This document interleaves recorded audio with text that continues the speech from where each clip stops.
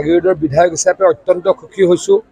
আমাৰ জাগিৰোডত এখন সমজিলা হ'ল আৰু আমি জাগিৰোডৰ ভকত গাঁৱত য'ত নেকি আমাৰ লগতে BDOৰ কাৰ্যালয় আছে, লগতে চাৰ্কুল অফিচাৰ কাৰ্যালয় আছে, এইখিনিতে আমি স্থায়ীভাৱে সমজিলাখন পাতিম। ৰাইজৰ যথেষ্ট সুবিধা হ'ব আৰু এই জেগাটো হৈছে জাগিৰোডৰ চব ফালৰ পৰা মিডল পইণ্ট, গতিকে মানুহৰ সুবিধা হ'ব। কৰিবলৈ পাই অত্যন্ত সুখী হৈছোঁ। হিমন্ত বিশ্ব শৰ্মা ডাঙৰীয়াক ধন্যবাদ জ্ঞাপন কৰিছোঁ আমাৰ মানুহখিনিক এই সুবিধা কৰি দিয়াৰ কাৰণে।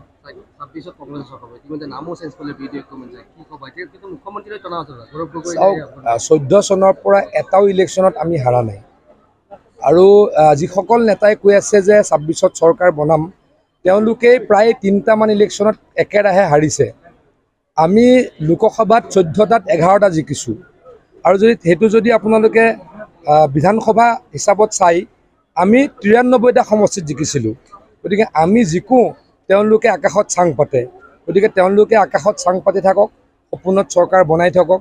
আমি আকৌ চৰকাৰ বনাম, আমি ৰাইজৰ কাৰণে কাম কৰিছোঁ। আকৌ হিমন্ত বিশ্ব শৰ্মা ডাঙৰীয়া দ্বিতীয়বাৰৰ কাৰণে মুখ্যমন্ত্ৰী হ'ব।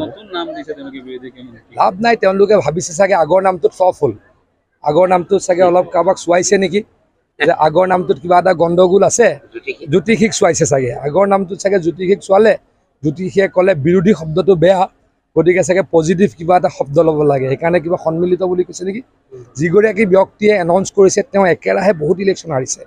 প্ৰথমে MLA হৈ লওক, তাৰ পাছত চৰকাৰ বনাবলৈ সপোন দেখক। আজি আমাৰ অসমৰ বিভিন্ন জিলাৰ নিচিনা মৰিগাঁও জিলাতো আমাৰ 2টা সমজিলা গঠন হৈছে আৰু আমাৰ সন্মানীয় ইয়াৰে মন্ত্ৰী পীযুষ হাজৰিকা ছাৰে উদ্বোধন কৰিছে। আৰু আগন্তুক দিনত এই যিবোৰ মানুহ বহুত দূৰলৈকে গৈ পেলাই মৰিগাঁও জিলা আয়ুক্ত অফিচত যাব লগা আছিলে, এতিয়া গোটেইখিনি সুবিধাই আমাৰ সমজিলা অফিচত পাব।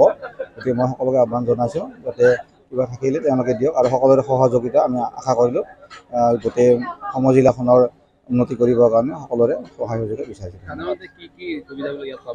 এতিয়া নতুনকৈ যিবোৰ আমাৰ দায়িত্ব ইয়াতে দিয়া হৈছে, পঞ্চায়তৰে হওক, MLA ফাণ্ড হওক বা ভূমি বা মাটিৰ লগত জড়িত যিবোৰ কামেই হওক আৰু গোটেই প্ৰশাসনৰ যিবোৰ বিভিন্ন ডিপাৰ্টমেণ্ট আছে, প্ৰায় সকলোবোৰৰ কামেই ইয়ালৈ আহিব আৰু আমাৰ ইয়াৰে ৰাইজে গোটেইখিনি সুবিধা ইয়াতে লাভ কৰিব।